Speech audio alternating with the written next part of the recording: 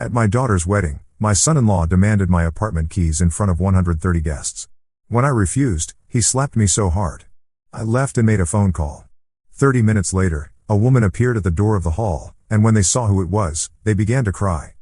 I'm going to tell you something that still makes my hands shake when I think about it. My own daughter's wedding turned into the most humiliating, and ultimately satisfying, night of my life. But here's the thing, sometimes the people you love most are the ones capable of hurting you deepest. Sarah's wedding day started like a fairy tale. You know the kind, white dress that cost more than my monthly mortgage, flowers everywhere, guests streaming and wearing their best smiles and most expensive shoes. I've been planning this day with her for 2 years, ever since Marcus proposed with that ridiculous 3-carat ring that probably cost more than my car. Standing in the back of St. Michael's Cathedral, watching my little girl walk down the aisle, I felt that familiar tightness in my chest. Pride, joy, heartbreak, all mixed together like ingredients in some emotional recipe I'd never quite mastered. 28 years old, Sarah looked radiant. More beautiful than her mother had been on our wedding day, though I'd never say that out loud. The ceremony went off without a hitch. Marcus said his vows with that smooth confidence I'd grown to recognize over the past 3 years, the kind that made people believe whatever came out of his mouth. Sarah beamed like she'd won the lottery. In her mind, maybe she had. But if you've ever been to a wedding where something felt just slightly off, you'll understand what I mean when I say the reception had an undercurrent. Like when you walk into a room and everyone stops talking just a beat too long. That kind of tension that makes your shoulders bunch up without you realizing it. The Riverside Manor reception hall was perfect, of course. Marcus's family had insisted on the best, which meant crystal chandeliers, linen tablecloths, and a catering bill that would have fed a small village for a month. 130 guests, all dressed to impress, all pretending this was the happiest day they'd ever witnessed. I was making small talk with my brother-in-law near the cake table when Marcus appeared at my elbow. He had that look, you know the one. Like he'd been waiting all day for the right moment to corner me. "David," he said, flashing that practiced smile. "We need to talk." The music was loud enough that nobody else could hear us, but something in his tone made me set down my champagne glass. "Sure, Marcus. What's on your mind?" He moved closer, and I caught a whiff of expensive cologne mixed with something else. Alcohol, maybe, but not the celebratory kind. The liquid courage kind. "Sarah and I have been discussing our future," he began, his voice taking on that business meeting tone I'd heard him use with clients. "We've decided we want to start fresh. Build something together that's completely ours." I nodded, waiting for him to get to the point. Marcus never said anything directly when he could take the scenic route instead. "The thing is, we're going to need some help getting established. Young couples today face challenges our generation never had to deal with." There it was. The setup. I'd been expecting this conversation for months, ever since Sarah mentioned they were looking at houses in the expensive part of town. Houses that cost 3 times what Marcus made as a junior marketing executive. "What kind of help are we talking about?" I asked, though I already knew where this was heading. Marcus's smile got wider, but his eyes stayed calculating. "Well, you've got that beautiful apartment downtown. Prime location, great value. Sarah mentioned it's been in the family for 15 years. My apartment. The place I bought after Sarah's mother died, when I needed somewhere to start over. The place where I'd rebuilt my life one careful piece at a time. Where Sarah had spent weekends during her college years, where we'd had our best conversations, where I'd taught her to make her mother's lasagna recipe. It has been," I said carefully. "The thing is, we could really use that space. Sarah's always felt so comfortable there, and it would be perfect for us while we're getting our feet under us. You understand?" I stared at him. Around us, wedding guests laughed and danced and celebrated. The band was playing something jazzy and upbeat. Sarah was across the room, talking animatedly with her college friends, her face glowing with happiness. "You want me to give you my apartment?" "Not give," Marcus said quickly, though his tone suggested otherwise. "We'd work something out. Maybe you could find somewhere smaller, more appropriate for a single man your age. Something in the suburbs, you know? Quieter." The suburbs. Where old people went to wait for retirement and death. Where the grocery stores closed at 9 and the most exciting thing that happened was the weekly farmers market. "Marcus," I said slowly, "I'm 54 years old. I'm not exactly ready for a retirement community." His smile flickered, just for a second. "Of course not. But you have to think practically. Sarah's my wife now, and we need to build our life together. Family helps family, right?" There was something in the way he said my wife that made my jaw clench. Like Sarah had been transferred from my ownership to his, and now he got to make decisions about what was best for everyone involved. "Have you talked to Sarah about this?" "She's completely on board," Marcus said, and I caught something in his voice that made me look closer. A hint of smugness, maybe. Or satisfaction. She understands that marriage means making sacrifices. Putting your spouse first. The music seemed to get louder. Or maybe it was just the sound of blood rushing in my ears. I looked across the room at Sarah, who was still laughing with her friends, completely oblivious to the conversation happening 20 feet away. I need to think about this, I said finally. Marcus's expression darkened. Not much, but enough that I noticed. There's not much to think about, David. Sarah's made her choice. She's chosen her future with me. You can either be part of that future or you can be an obstacle to it. An obstacle. Like I was some annoying speed bump in their path to happiness instead of the man who'd raised Sarah single-handedly after her mother died. The man who'd worked double shifts to pay for her college, who'd taught her to drive, who'd walked her down the aisle just 3 hours earlier. I said I need to think about it. Marcus leaned closer, and now I could definitely smell the alcohol on his breath. Don't take too long. Sarah's already picking out paint colors. He walked away before I could respond, melting back into the crowd of wedding guests like nothing had happened. Like he hadn't just tried to manipulate me into handing over the most important thing I owned. I stood there for a moment, trying to process what had just occurred. Around me, people danced and laughed and toasted the happy couple. The cake hadn't even been cut yet. I needed air. I needed space to think. I headed toward the hallway that led to the restrooms, hoping to find a quiet corner where I could collect my thoughts. That's when I heard Sarah's voice coming from around the corner. Told you it would be easy. He never says no to me. I stopped walking. Sarah was talking to someone just out of sight, her voice carrying that excited, conspiratorial tone she'd used as a teenager when she was planning something she knew I wouldn't approve of. Are you sure he'll go for it? Another voice. Female, unfamiliar. Please. He's been feeling guilty about Mom dying for 15 years. He'll do whatever I ask if he thinks it'll make me happy. Besides, Marcus already softened him up. My chest felt tight. I pressed myself against the wall, knowing I shouldn't be listening but unable to stop. What if he says no? Sarah laughed, and there was something in that sound that I'd never heard before. Something cold. He won't. And if he does, Marcus has a backup plan. We'll just make things uncomfortable until he changes his mind. Trust me, I know how to handle my father. Handle me. Like I was a difficult client or a stubborn child instead of the person who'd sacrificed everything to give her the best life possible. Won't he be hurt when he finds out about the house? He'll get over it. Besides, it's not like he'll be homeless. He can find somewhere else to live. Somewhere more appropriate. There was that phrase again. More appropriate. Like my life, my choices, my home were somehow beneath their standards. I just feel bad lying to him. It's not lying, Sarah said, and I could hear the edge creeping into her voice. It's managing the situation. He's too emotional to think clearly about this stuff. Someone has to make the practical decisions. I'd heard enough. More than enough. I backed away from the corner and walked toward the main reception hall, my head spinning. The daughter I'd raised, the girl I devoted my life to, had been discussing me like I was some kind of problem to be solved. But here's the thing that really got to me, she was right. I probably would have said yes if they'd asked nicely. If they'd sat me down and explained their situation, talked to me like an adult instead of trying to manipulate me like a mark in some con game. Now, though? Now I was angry. I made it back to the reception hall just as the band announced it was time for the cake cutting. Everyone gathered around the elaborate 3-tier creation that had cost more than I spent on groceries in 2 months. Sarah and Marcus posed for pictures, feeding each other small bites while the photographer captured every moment for posterity. Sarah caught my eye across the crowd and smiled, that same bright, innocent expression she'd worn when she was 7 years old and had just convinced me to let her stay up past her bedtime. Except now I knew what was behind that smile. The dancing resumed after the cake ceremony. I watched from the sidelines, nursing a whiskey and trying to decide what to do. Part of me wanted to confront Sarah immediately, to demand an explanation for what I'd overheard. Another part wanted to leave quietly and pretend this night had never happened. But as I watched Marcus work the crowd, slapping backs, shaking hands, playing the role of the perfect new husband, I realized something important. This wasn't just about my apartment. This was about power. About control. About making sure I understood my new place in Sarah's life. And that's when Marcus made his first mistake. He'd been drinking steadily since the ceremony, I'd noticed. Not enough to be obviously drunk, but enough to make him bolder. Louder. More confident in his ability to get what he wanted. He approached me again around 10 o'clock, just as the evening was winding down.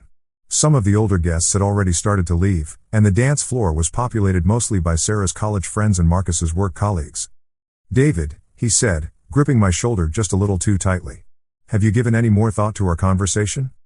I set down my drink and looked at him. Really looked at him. Marcus was handsome, I'd give him that.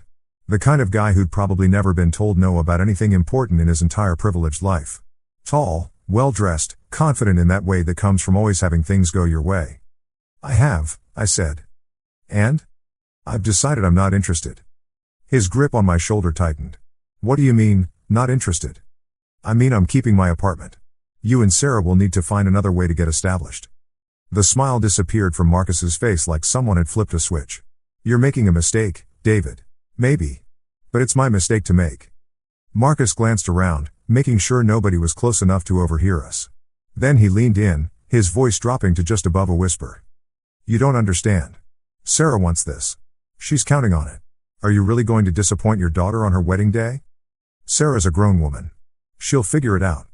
No, Marcus said, his voice getting harder. She won't. Because you're going to give us those keys. Tonight. I stared at him. Excuse me? You heard me. Sarah packed a bag for the honeymoon, but she also packed a bag for the apartment. She's expecting to pick up those keys before we leave for the airport tomorrow. The audacity of it hit me like a physical blow. They hadn't just been planning to ask for my apartment, they'd been planning to take it. Like it was already theirs, like my opinion was just a formality. Over my dead body, I said quietly. Marcus's face flushed red. You selfish old man. Do you have any idea what you're doing to your daughter? What you're doing to her marriage? I'm teaching her that actions have consequences. Something you apparently never learned. That's when Marcus made his second mistake. The big one. He grabbed my arm, his fingers digging into my bicep hard enough to leave bruises. Listen to me very carefully, he said, his voice shaking with anger. You're going to give me those keys. Right now. In front of everyone. And you're going to smile while you do it, because if you don't, I'm going to make sure Sarah knows exactly what kind of father she really has. Let go of me. Not until we have an understanding. I looked down at his hand on my arm, then back at his face. Marcus. Let go of me now. Instead, he squeezed harder. The keys, David. And that's when everything went sideways. Marcus raised his voice just enough that people started to notice. Ladies and gentlemen, he called out, his voice carrying across the reception hall. I'd like to make an announcement. The band stopped playing. Conversations died. 130 guests turned to look at us, including Sarah, who was standing near the head table with a confused expression on her face. My new father-in-law has a wedding gift for us, Marcus continued, his grip still tight on my arm. Don't you, David? I could feel every eye in the room on me. Sarah was walking toward us now, her white dress rustling against the polished floor. Honey, she said, her voice uncertain. What's going on? Your father is about to give us the keys to his apartment, Marcus announced, his voice getting louder. As a wedding present. Isn't that generous? Sarah's face went pale. She looked at Marcus, then at me, then back at Marcus again. I could see her trying to figure out how this had gotten so public so quickly. Marcus, she said quietly. Maybe we should. No, he interrupted. This is perfect. Everyone should witness this moment. David? He squeezed my arm again, hard enough that I winced. Around us, guests whispered to each other, clearly sensing that something was wrong but not understanding what. I'm not giving you anything, I said, my voice carrying clearly in the suddenly quiet room. Marcus's face went from red to purple. Yes, you are. Because if you don't, everyone here is going to know what kind of man you really are. What kind of man is that? The kind who puts his own selfishness ahead of his daughter's happiness. The kind who can't let go. The kind who... Marcus, stop, Sarah said, reaching for his free arm. Please, let's just... stay out of this, he snapped at her, and I saw Sarah flinch like he'd slapped her. That's when I knew I was looking at the real Marcus. Not the charming, confident man who'd courted my daughter for 3 years. Not the smooth talker who'd convinced her to marry him. This was who he really was underneath all that polish, someone who thought he could intimidate and manipulate his way to whatever he wanted. Let go of my arm, I said one more time. Give me the keys. No. And that's when Marcus made his final, fatal mistake. He let go of my arm and slapped me across the face. Hard. Hard enough that the sound echoed through the reception hall like a gunshot. Hard enough that my cheek burned and my eyes watered. Hard enough that every single person in that room gasped in shock. For a moment, nobody moved. Nobody spoke. The silence was so complete I could hear the air conditioning humming in the background. Then Sarah screamed. Not a scream of anger or outrage, a scream of horror. Like she'd just watched her new husband commit murder in front of 130 witnesses. Marcus, she cried, rushing toward me. Oh my God, Dad, are you okay? But I wasn't looking at Sarah. I was looking at Marcus, who seemed to be realizing for the first time what he'd just done. The color had drained from his face, and he was staring at his hand like it belonged to someone else. David, he started to say. Don't, I said, holding up my hand. Don't say another word. I looked around the room at all those shocked faces. Sarah's college friends with their mouths hanging open. Marcus's work colleagues trying to pretend they hadn't just witnessed their golden boy assault an old man. The elderly relatives who'd probably never seen anything like this outside of a soap opera. Ladies and gentlemen, I said, my voice calm despite the fact that my hands were shaking with rage.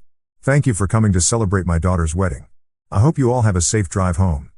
I turned and walked toward the exit, leaving behind the whispers and shocked murmurs and Sarah calling my name. I didn't look back. I couldn't. In the parking lot, I sat in my car for 5 minutes with the engine running, waiting for my hands to stop shaking enough that I could drive safely. My cheek still burned where Marcus had hit me, and I could see in the rearview mirror that it was already starting to swell. But here's the thing, I wasn't just angry. I was hurt. Deeply, profoundly hurt in a way I hadn't felt since Sarah's mother died. Because this wasn't just about Marcus being an entitled piece of work. This was about my daughter choosing him. Choosing his version of events over mine. Choosing to participate in a scheme to manipulate me out of my home. That's when I remembered something. A conversation I'd had 6 months earlier with my lawyer, Janet Morrison, when I'd been updating my will. She'd mentioned something about Marcus's first marriage, something she'd discovered during the routine background check she ran on anyone who might inherit from my estate. I pulled out my phone and dialed Janet's number. It was almost 11 o'clock on a Saturday night, but Janet was the kind of lawyer who answered her phone 24/7 for clients who'd been with her as long as I had. David?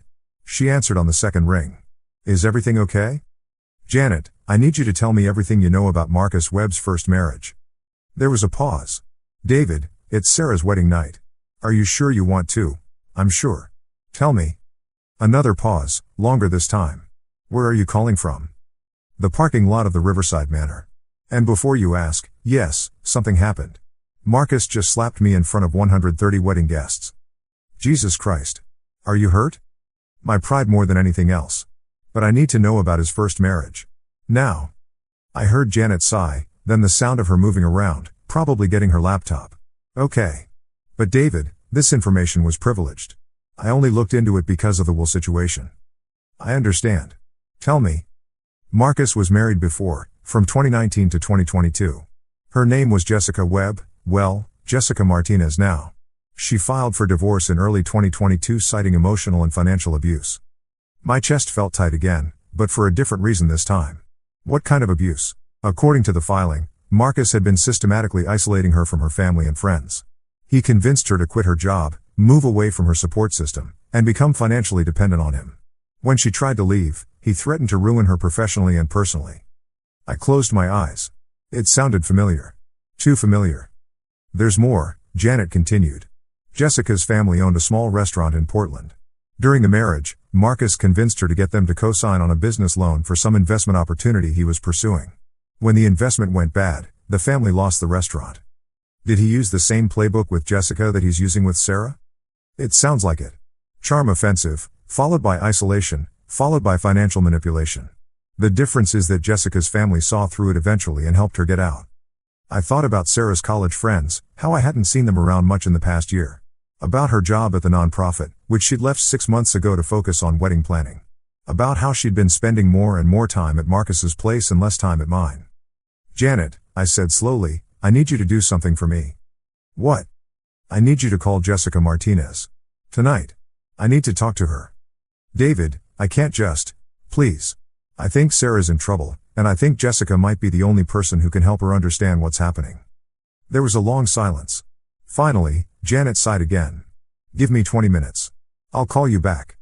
I sat in that parking lot for exactly 21 minutes, watching guests trickle out of the reception hall. Some of them looked at my car as they passed, probably wondering if I was okay.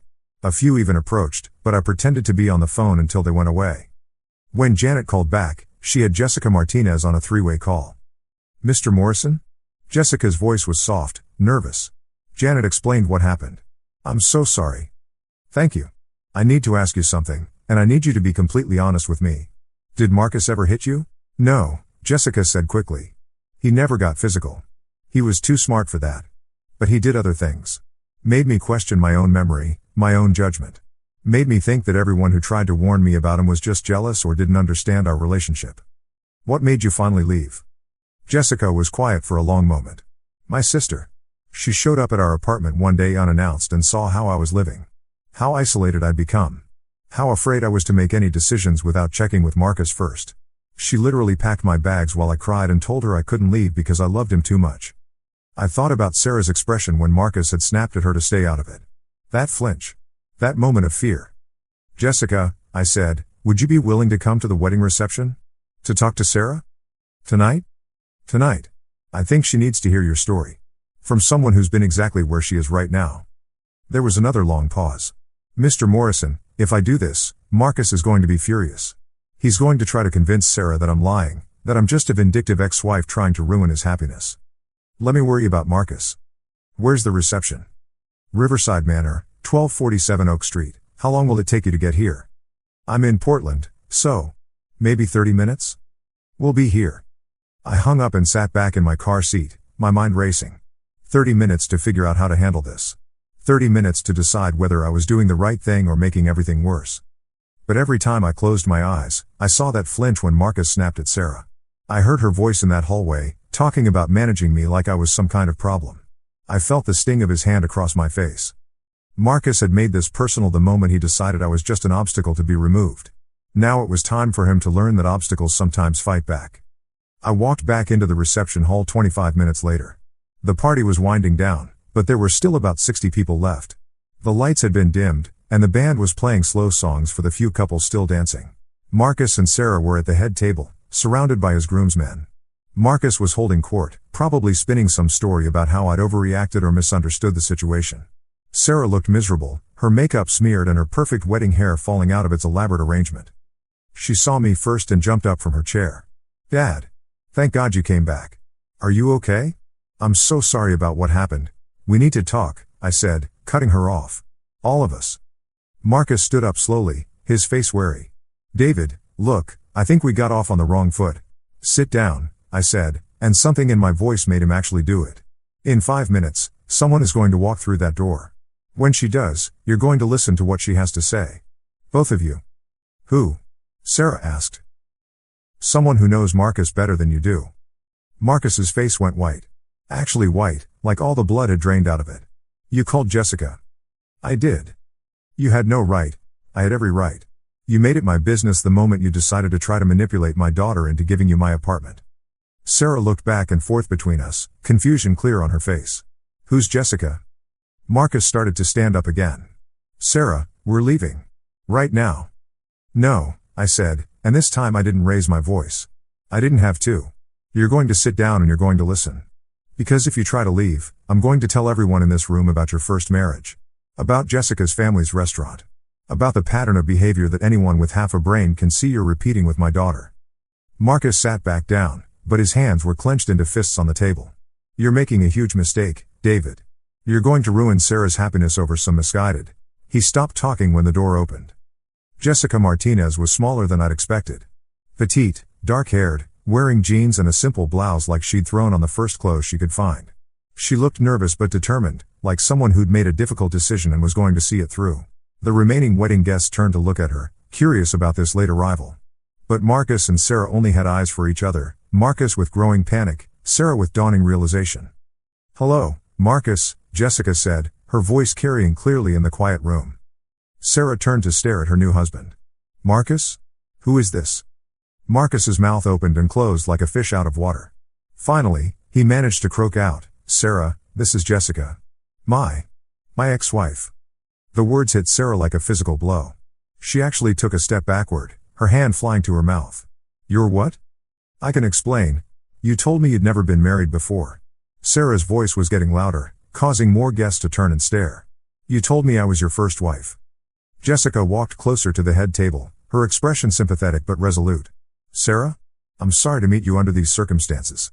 But your father called me tonight because he's worried about you. And after what he told me about what happened here, I think you need to hear my story. We're leaving, Marcus said, standing up and grabbing Sarah's arm. Right now. But Sarah shook him off.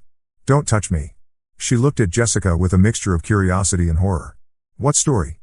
Jessica glanced at me, and I nodded encouragingly. She took a deep breath and began to speak. I met Marcus 4 years ago. He was charming, attentive, everything I thought I wanted in a man. He swept me off my feet, just like I'm sure he swept you off yours. Sarah said nothing, but I could see her processing Jessica's words. At first, everything was perfect. He made me feel like the most important person in the world. But gradually, things started to change. He began criticizing my friends, saying they were jealous of our relationship. He convinced me that my family didn't understand what we had together. Marcus was staring at Jessica with undisguised hatred. You're lying. You're just.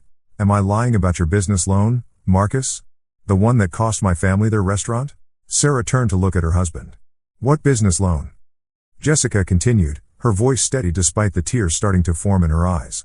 He convinced me to get my parents to co-sign on a loan for some investment opportunity. $50,000. When it fell through, they lost their restaurant. The place they'd spent 20 years building. That's not what happened, Marcus said desperately. The market conditions changed. Nobody could have predicted. What about convincing me to quit my job? To move away from Portland so we could start fresh somewhere without all my negative influences? Sarah was staring at Marcus like she was seeing him for the first time. You made her quit her job? It was her choice. Just like it was my choice to leave the nonprofit? Sarah's voice was getting sharper.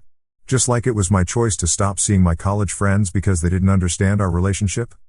The reception hall had gone completely silent. Everyone was watching this drama unfold like it was dinner theater, except nobody was eating popcorn and the stakes were real.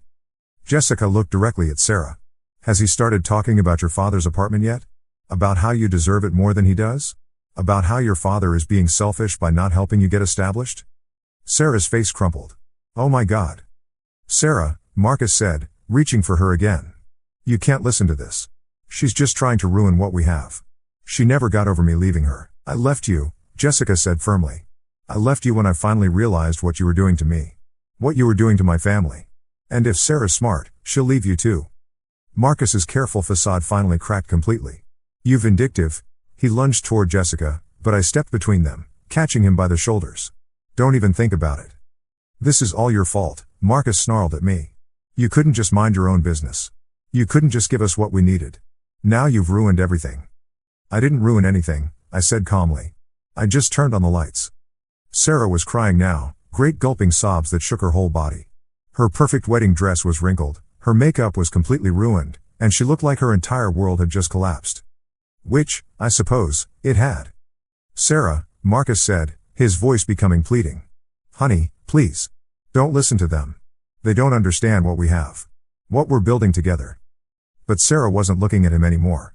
She was looking at me, her eyes filled with a mixture of regret and realization. Dad, she whispered. I'm so sorry. I'm so sorry. I walked over and put my arms around my daughter, holding her while she cried. Over her shoulder, I could see Marcus standing there like a man watching his house burn down, realizing for the first time that he didn't have insurance. Jessica approached us carefully. Sarah? I know this is overwhelming. But you need to know, it doesn't get better. It only gets worse. The isolation, the manipulation, the way he makes you question your own judgment. It just gets worse. Sarah pulled back from me to look at Jessica. How did you find the strength to leave? My sister. She refused to give up on me, even when I'd given up on myself. Just like your father refused to give up on you tonight. Sarah turned to look at Marcus, who was still standing there with his mouth open like he couldn't quite believe what was happening. Is it true? About Jessica's family's restaurant? Marcus's jaw worked like he was trying to find the right words, the right explanation that would make everything okay again. But for once in his life, his smooth talking had abandoned him. Sarah, you have to understand. Is it true? It's complicated.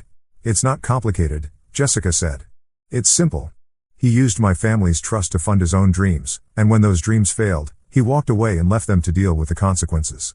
Just like he'll do to you when something better comes along.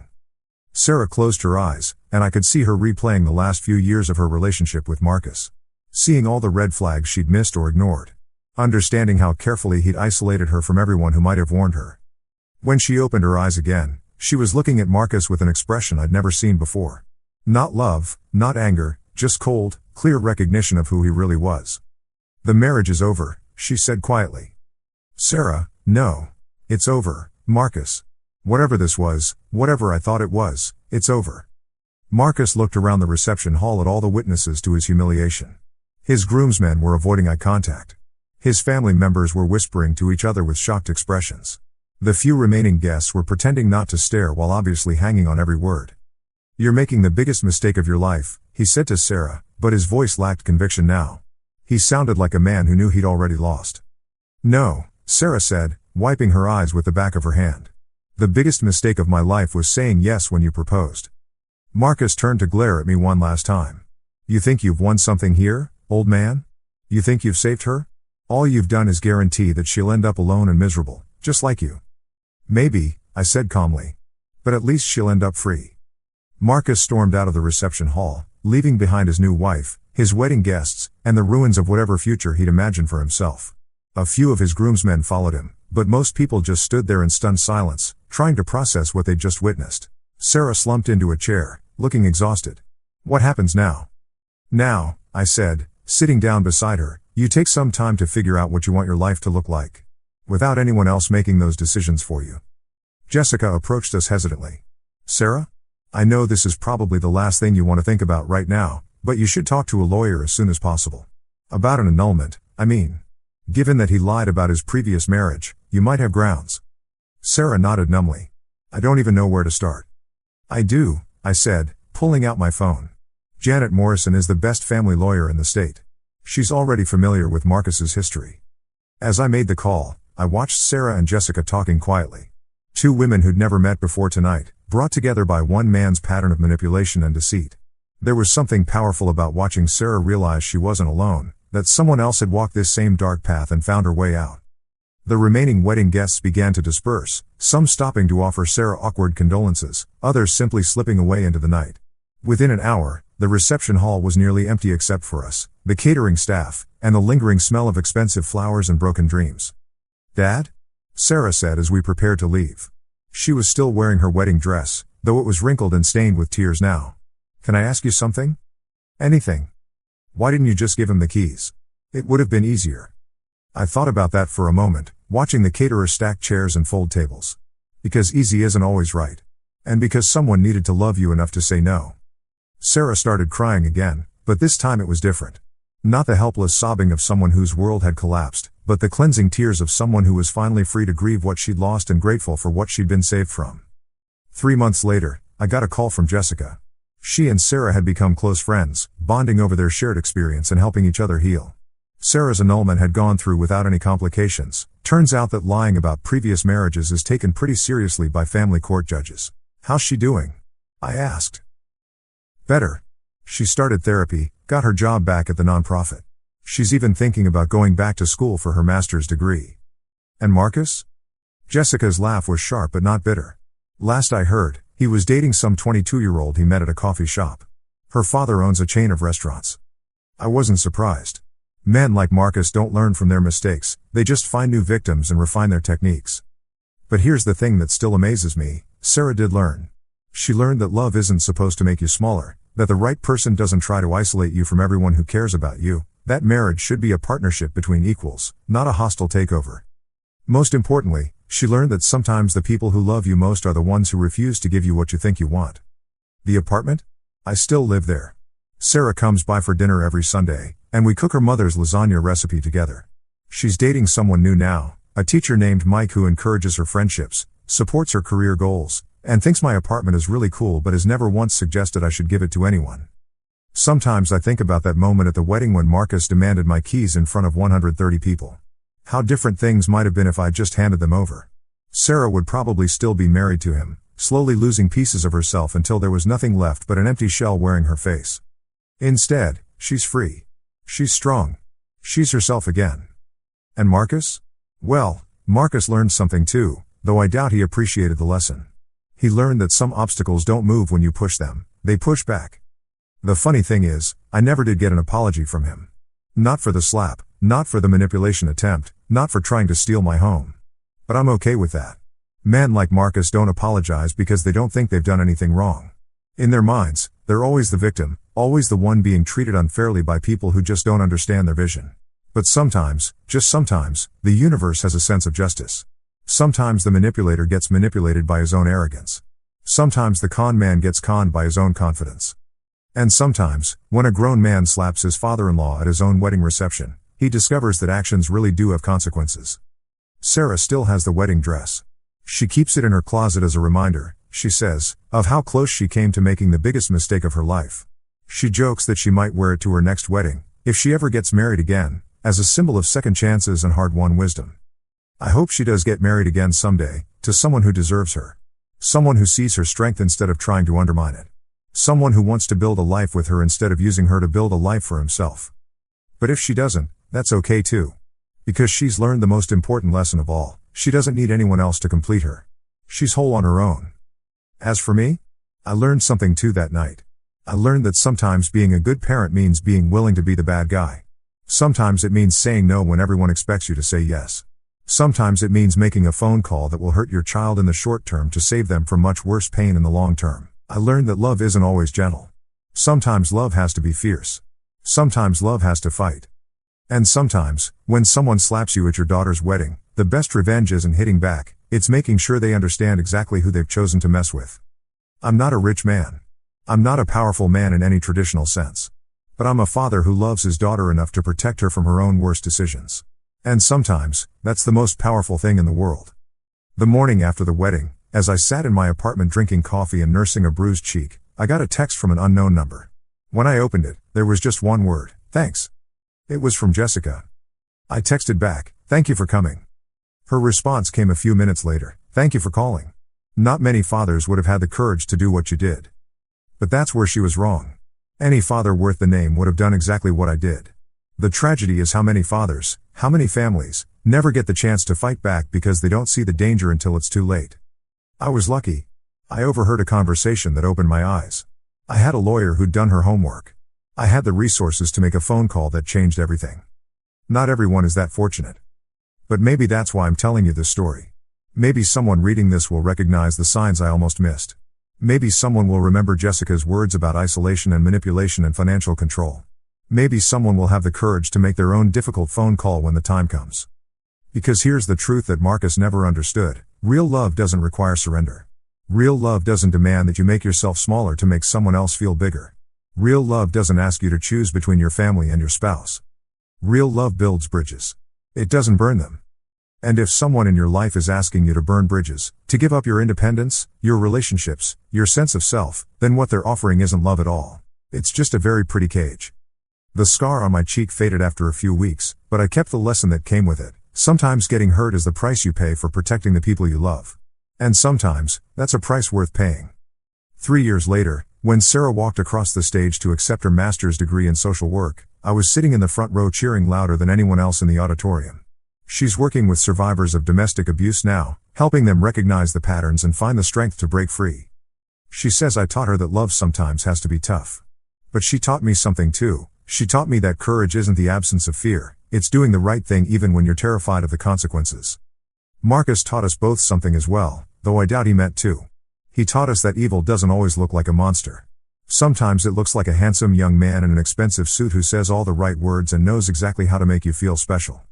Until the moment when you're no longer useful to him. Until the moment when he shows you who he really is. And in that moment, you have a choice: you can pretend you didn't see it, or you can act on what you know. I chose to act. Sarah chose to listen. Jessica chose to help. And Marcus? Marcus chose to reveal himself at exactly the wrong moment, in front of exactly the wrong people, to exactly the wrong father. Sometimes justice isn't something that happens to you. Sometimes it's something you make happen, one difficult decision at a time. Sometimes it's as simple as refusing to hand over your keys. And sometimes, just sometimes, that's enough to change everything.